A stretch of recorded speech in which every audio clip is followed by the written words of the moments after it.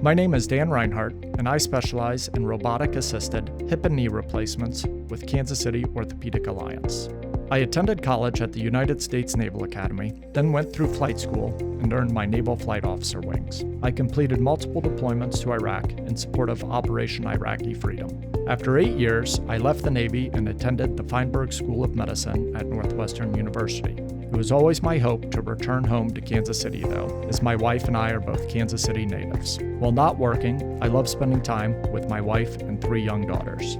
As a hip and knee replacement specialist, my number one priority is the well-being of my patients. Improving the quality of my patients' lives is the most rewarding aspect of my career.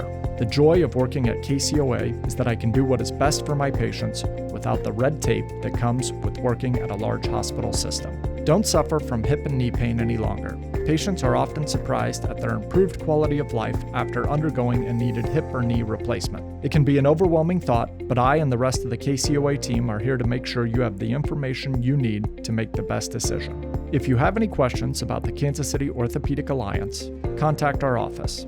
It would be an honor to care for you.